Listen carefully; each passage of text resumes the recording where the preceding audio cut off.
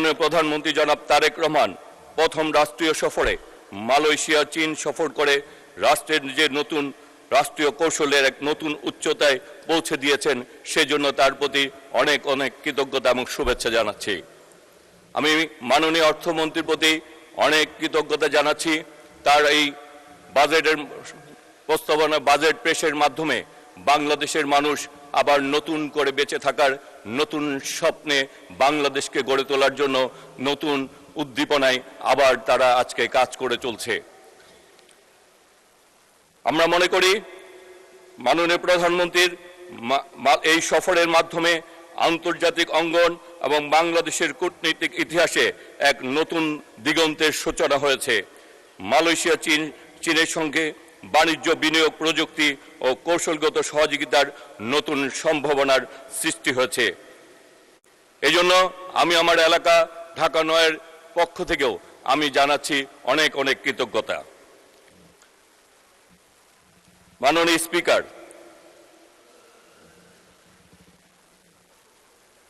আজকের আমাদের এই বাজেট ৯,৩৮,০০০ কোটি টাকার বাজেট।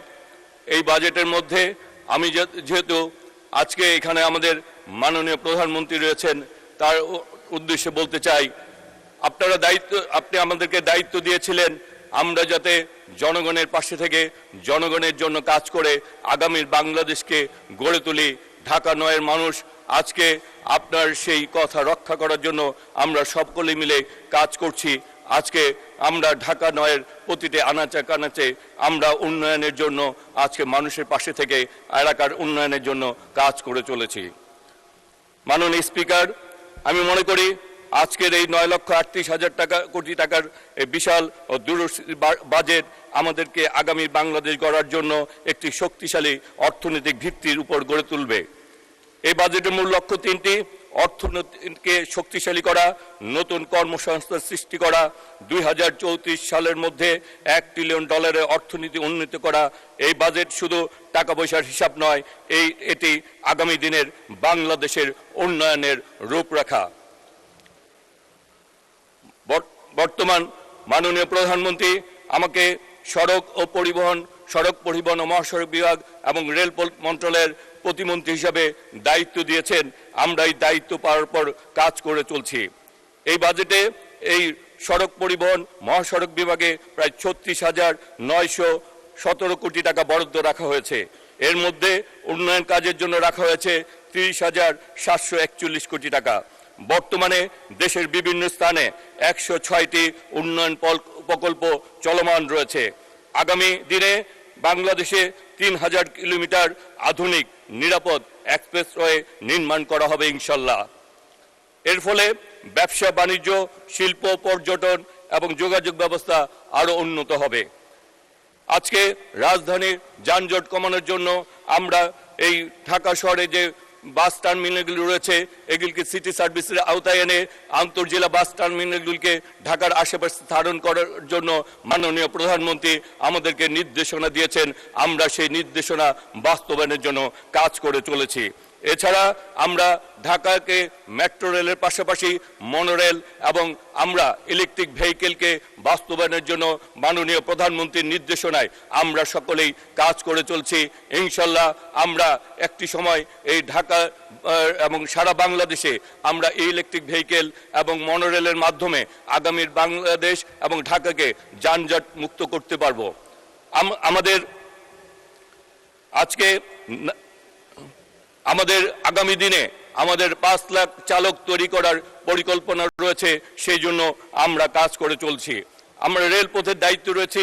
রেলপথে প্রায় ৯,৯৪১ কোটি টাকা বরাদ্দ রাখা হয়েছে। সেখানেও আমরা দেখছি, আমরা ইতিমধ্যে ঢাকা কুমিল্লা কর্ড লাইন নির্মাণের কাজ, আমরা এই ফিজিবিলিটি স্টাডি কাজ চলছে, আমরা সেদিকেও এগিয়ে চলছি। আমরা প্রতিটি ট্রেনে ইন্টারনেট সেবার আওতায় আনা হচ্ছে। প্রতিটি স্টেশনকে এবং আমরা সৌর বিদ্যুতের মাধ্যমে প্রতিটি স্টেশনে বিদ্যুৎ সংস্থাপনের কাজ করার জন্য এগিয়ে চলেছি। আমরা প্রতিটি স্টেশনে যাত্রী সেবা বৃদ্ধির জন্য বেসরকারি পর্যায়ে কাজ করছি। এছাড়া লোকোমোটিভ এবং ক্যারেজের জন্য কাজ করছি।